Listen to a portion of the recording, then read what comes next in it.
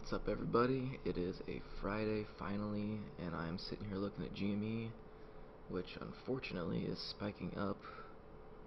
It was really spiking up now. I was definitely looking forward to taking this one short, but I wanted to start off this day by saying that every morning before the market opens, I have a big old piece of graph paper in front of me, and I sit here and I write a bunch of stuff on it, things that I need to work on for the day, look forward to, really just a bunch of notes here. So figured it might help me if I sit here and explain it to you, and I can just think about it throughout the day. So the first thing I have is your risk reward evolves during a trade.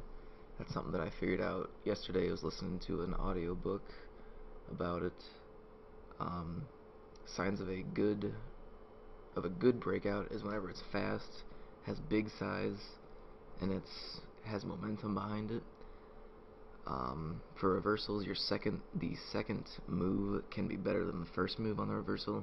You want to wait for a whole number, see if the stock wants to test that area, and low volume might mean no reversal.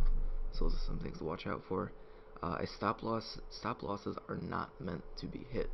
So that's another thing that I've been thinking about.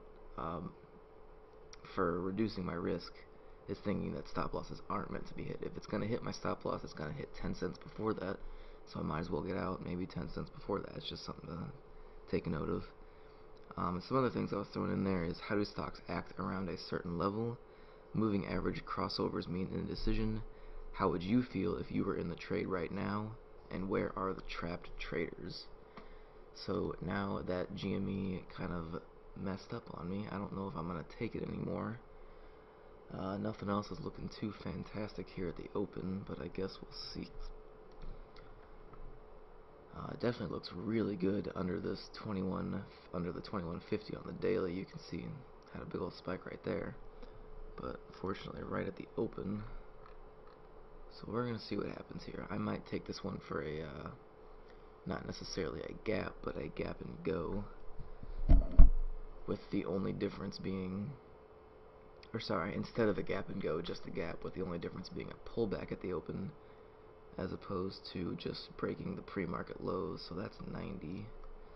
So if I wanted to get in, I'd get in at 90, and my stop loss would be right above 21.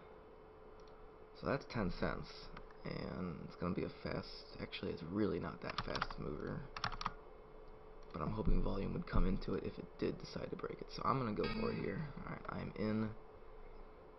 I definitely want to have that stop loss in.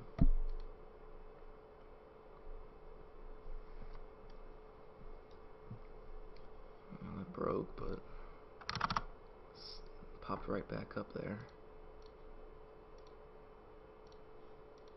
Oh, that volume is pretty crazy. I definitely want to cover. I don't want to add into this. Don't want to mess it up like I did yesterday. Risking 10 cents to make 10 cents. I want to see it at least 80.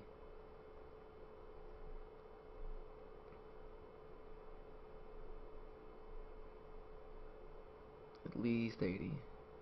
Sellers are stacked. Oh, there's a big buyer there at 78.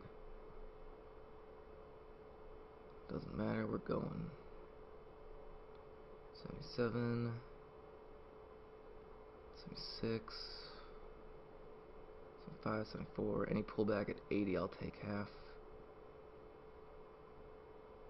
I'll take half there. This needs to be 200 now.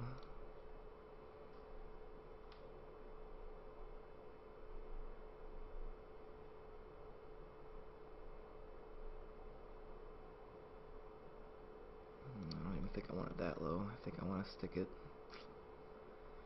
I hate to say break even, but hasn't done anything wrong. I'll leave it. We'll see what happens here. Okay. I'm glad I did.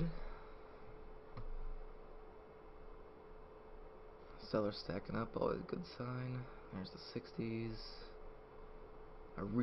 Lots of buyers, doesn't matter. Breaking right through it. Look at that.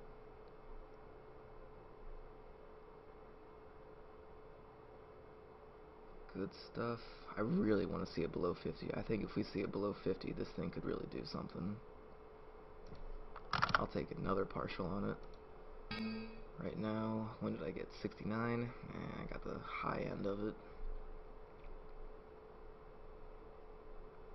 I'm gonna hold on to this one until I'll put it back at break even here, because I really want to see if it breaks below the 50.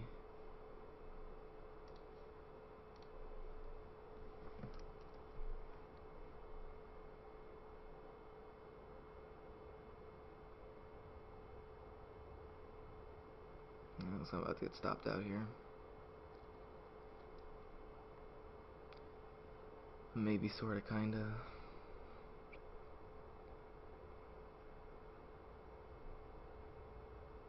Keys to a good breakout: fast, big size, and momentum. And this definitely had it. So first trade, oh, wow. When did I get out? 94, $40 trade. Definitely could have been better.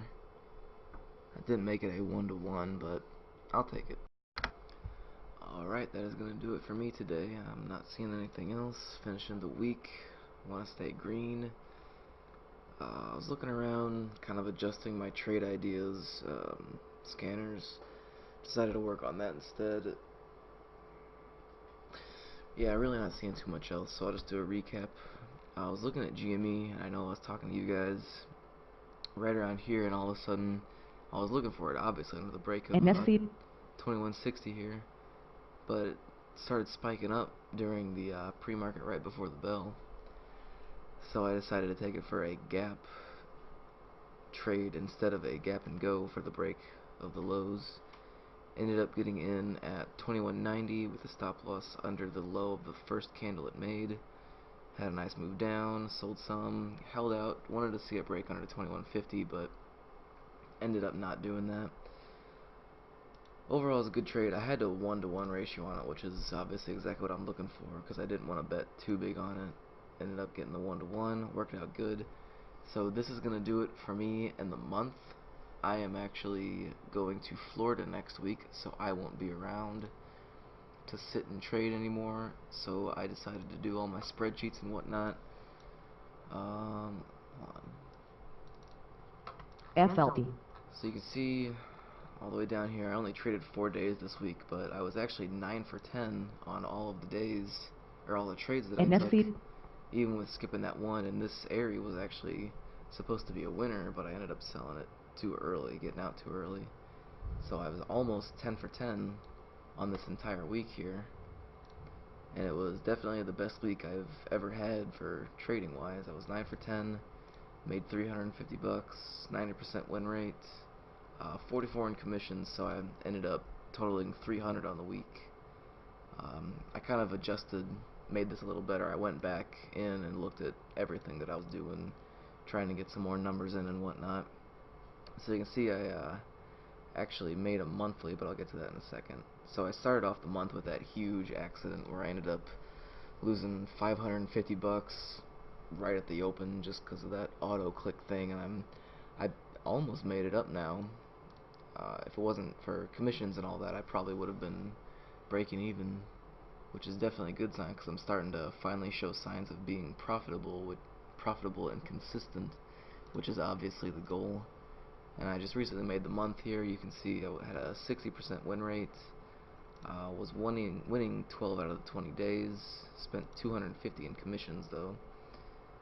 But if I was with Calc Trade still, I would have ended up spending 320 in commissions. So I'm saving myself about 80 bucks there. Definitely better than not having any. But that's gonna do it for the month, for the video. I will be back, looks like, on the 5th of June. So until then, thanks for watching.